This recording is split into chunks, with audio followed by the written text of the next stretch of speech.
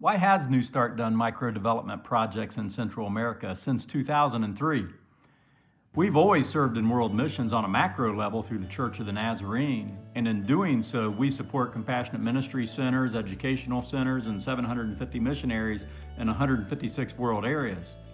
While at the same time, we have been committed to serving politically and economically oppressed people in Central America, taking on one project at a time and seeing it through to completion or becoming self-supportive. Every one of these missions that we've taken on a micro level have had a combination of three objectives. One, to develop children spiritually, educationally, and socially.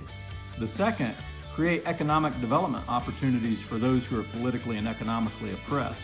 And third, church development through the support and training of pastors. In partnership with Nazarene Compassionate Ministries, we have built and developed child development centers in Nicaragua and Guatemala. And the list goes on from there.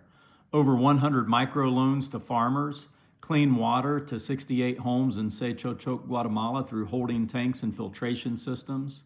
We started a micro-business program in Chicajala, Guatemala to build looms for 12 families and train them to make garments they can sell and create incomes for themselves. We provided water through a hand-dug well and pumping system to a community of 250 people. We built 5 buildings to serve churches and child development centers. Why do we do micro-mission projects in Central America?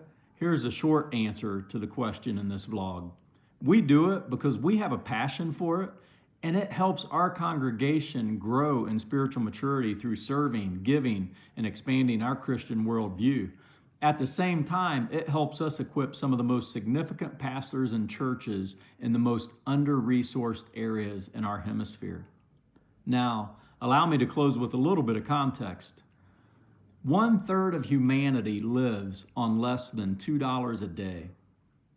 That is 2.5 billion people living on less than $700 a year. Over 1 billion people survive on less than $1 a day. Now, while you allow that statistic to sit with you, let's reflect briefly on how Jesus consistently showed a profound concern for people experiencing poverty.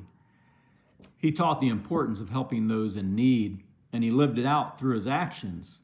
From the Beatitudes in Matthew 5 to emphasizing that service to the poor was service to him in Matthew 25. He says that he takes the way that we treat the poor, he takes it personally.